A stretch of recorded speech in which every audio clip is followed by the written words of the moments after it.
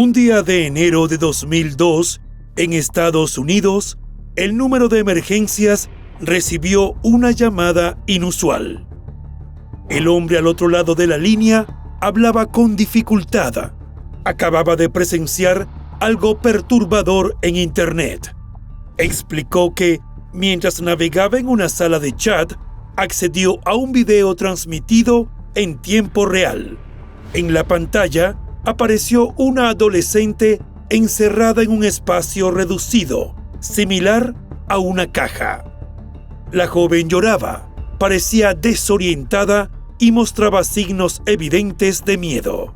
No estaba actuando, no era una grabación preparada. El remitente no conocía a la chica ni sabía cómo había llegado hasta allí. Tampoco podía precisar el lugar desde donde se transmitía el video.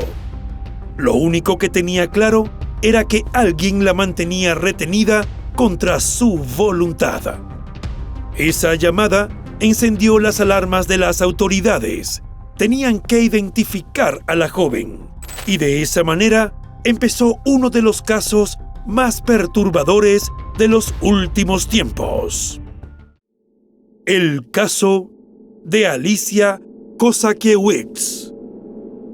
Todos los días convivimos con la maldad. Somos testigos de la parte más oscura del comportamiento humano. El sufrimiento provocado por un individuo a otros es algo latente en nuestra sociedad.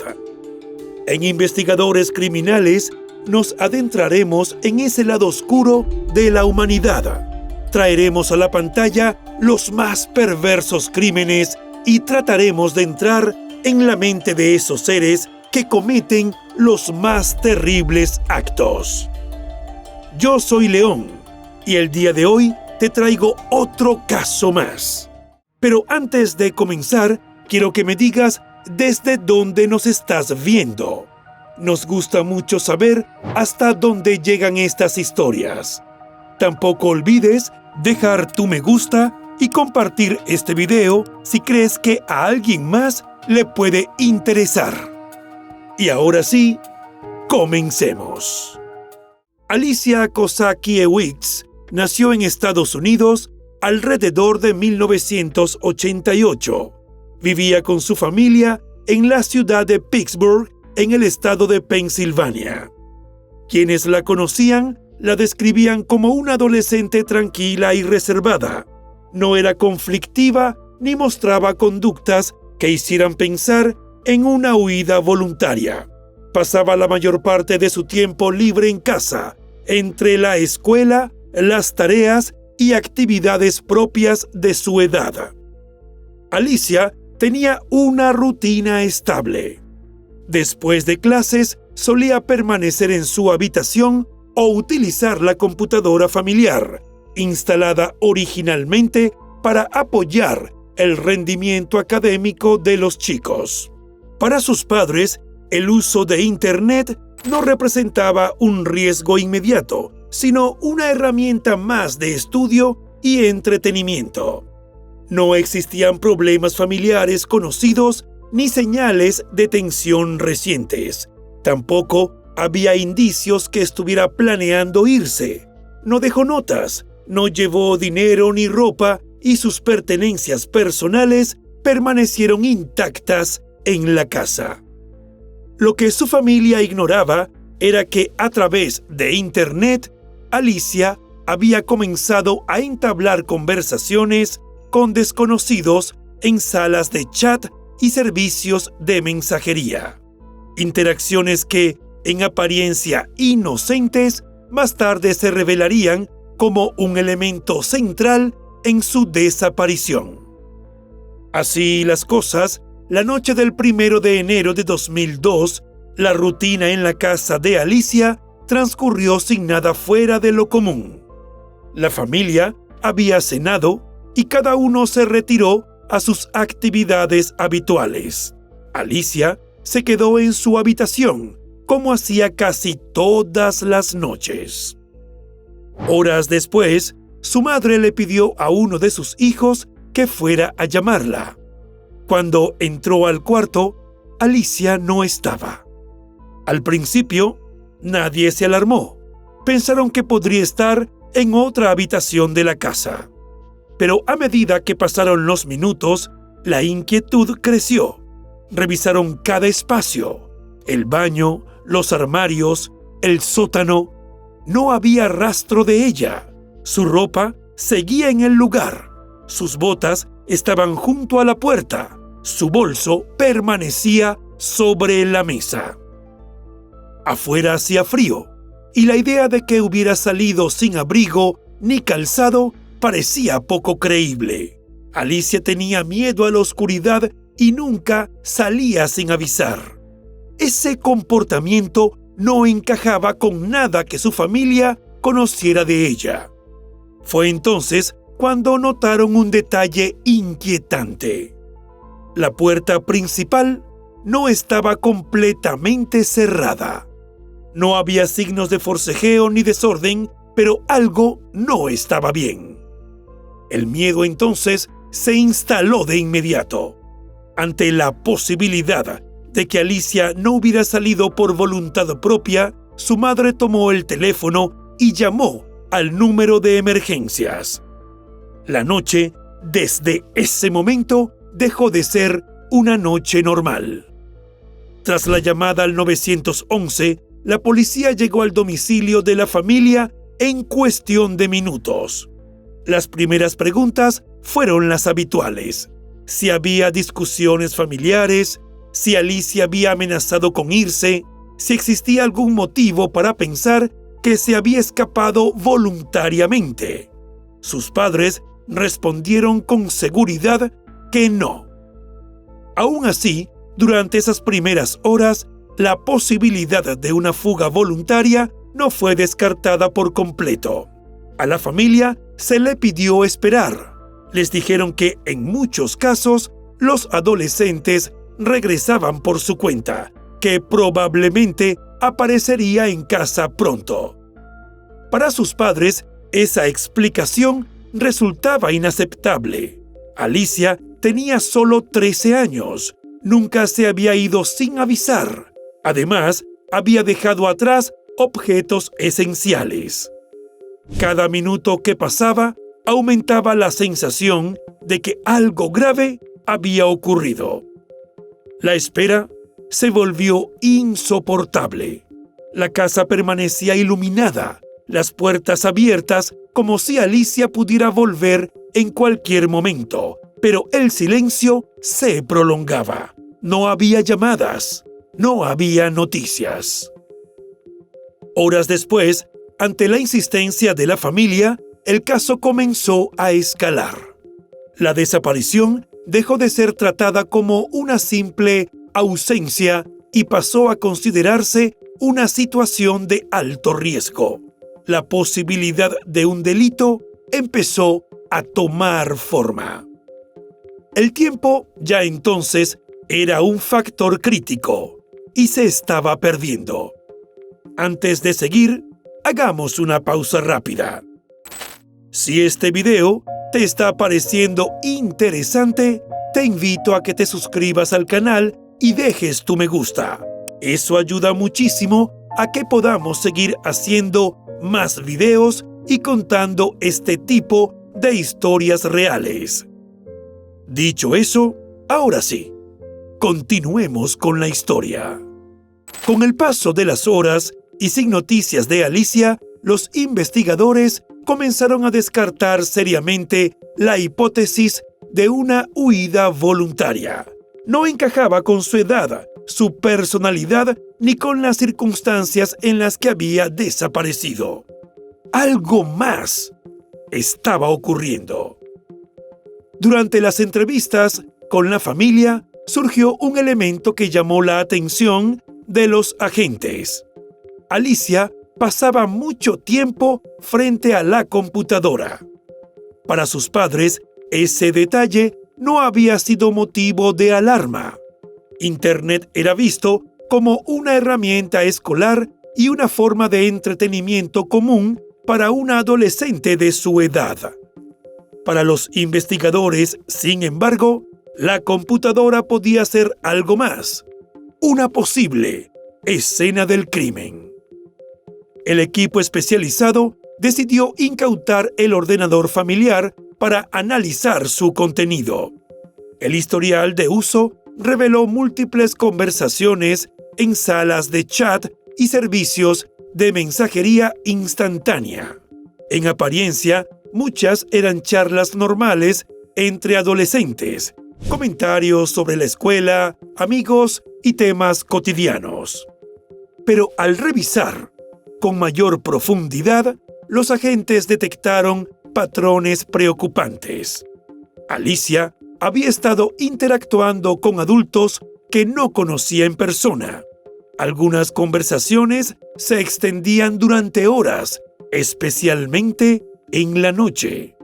En varios casos, las identidades de los interlocutores no estaban claras. Los investigadores reconocieron de inmediato un proceso conocido. Un adulto que se presenta como alguien cercano, gana la confianza de un menor, se convierte en su confidente y poco a poco comienza a aislarlo emocionalmente de su entorno.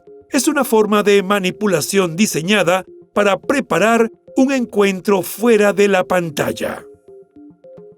A medida que el análisis avanzaba, una conclusión se volvía cada vez más clara. Alicia no había desaparecido al azar. Alguien había tenido acceso directo a ella, a sus horarios y a su confianza. Internet no solo había sido el medio de contacto, podría haber sido el punto de partida del rapto. Y mientras los investigadores analizaban las conversaciones en la computadora de Alicia, una llamada inesperada llegó a las autoridades federales. Provenía del estado de Florida. El hombre que llamó explicó que había estado participando en una sala de chat cuando otro usuario compartió un enlace a una transmisión privada. Al abrirlo, se encontró con una escena perturbadora. Una joven encerrada en un espacio reducido, llorando, visiblemente aterrorizada. Cabe señalar que la transmisión era en tiempo real. Quien llamaba no estaba seguro de quién era la chica, pero al ver las noticias sobre la desaparición de Alicia, notó un parecido inquietante. La coincidencia era demasiado grande como para ignorarla. Aún así, dudó antes de llamar. Tenía miedo de exponerse y de las implicaciones legales de admitir su presencia en ese tipo de salas. Durante la comunicación con las autoridades, el hombre proporcionó detalles clave sobre lo que había visto. Describió el entorno, el estado emocional de la joven y el comportamiento del usuario que transmitía el video. Según su testimonio, el individuo parecía jactarse de tener a la chica cautiva. Para los investigadores, la llamada confirmó el peor escenario posible. Alicia no solo había sido secuestrada, sino que seguía con vida y estaba siendo retenida por alguien que se sentía lo suficientemente seguro como para mostrarlo en Internet.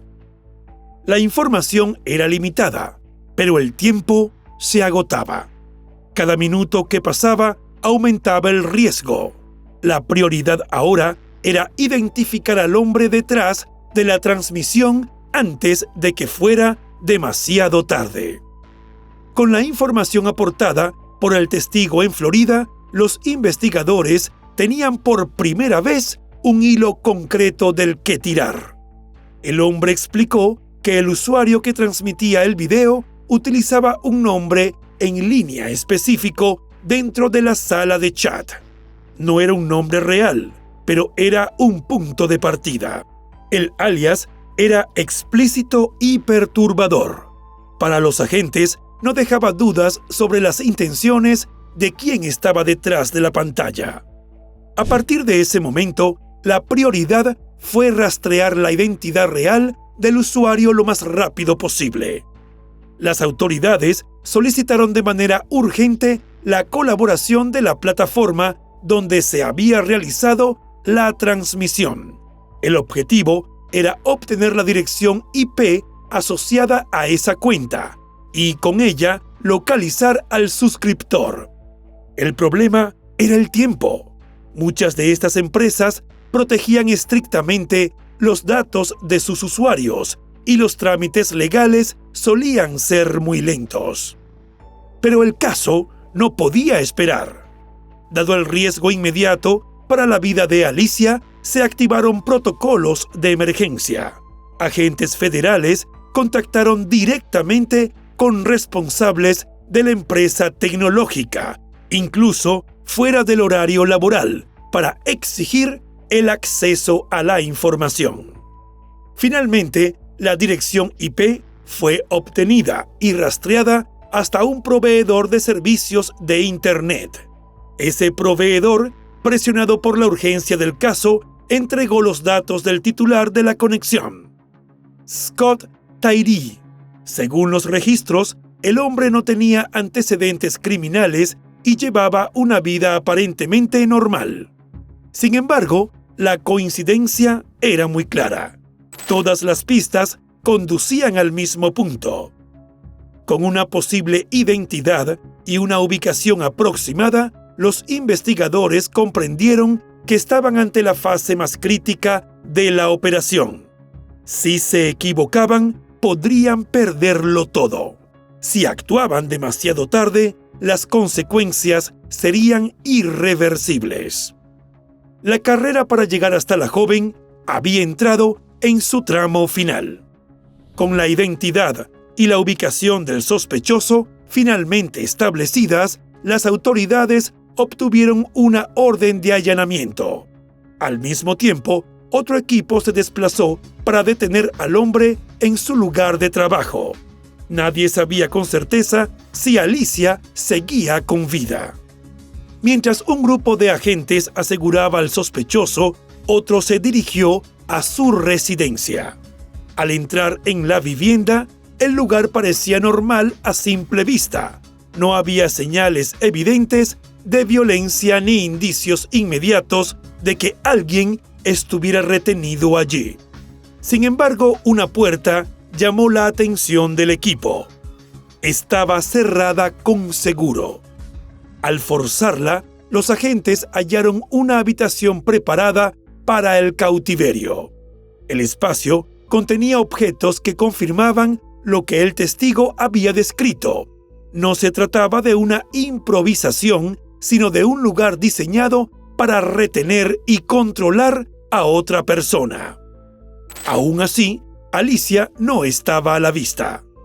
Durante unos segundos críticos, los agentes temieron haber llegado demasiado tarde.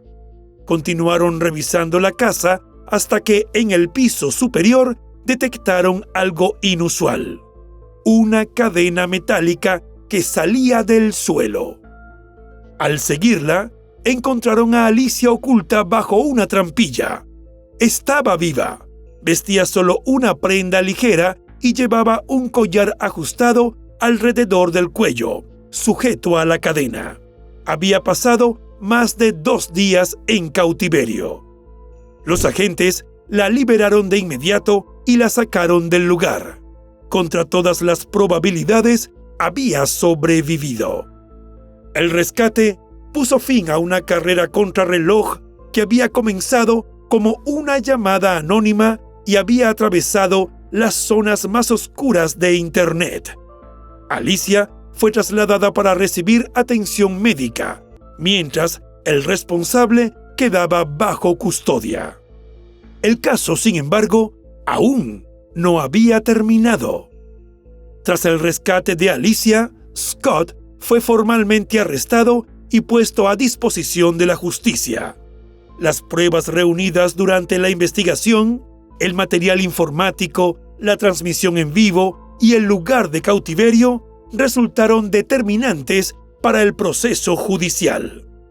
Durante el proceso judicial, la Fiscalía presentó un caso sólido basado en evidencia digital, registros de chat, la transmisión en vivo y las condiciones en las que Alicia fue mantenida cautiva. El propio entorno de la vivienda especialmente el espacio preparado para el confinamiento, fue determinante para demostrar la premeditación del secuestro. Scott se declaró culpable de múltiples cargos federales relacionados con secuestro, abuso sexual y explotación de menores.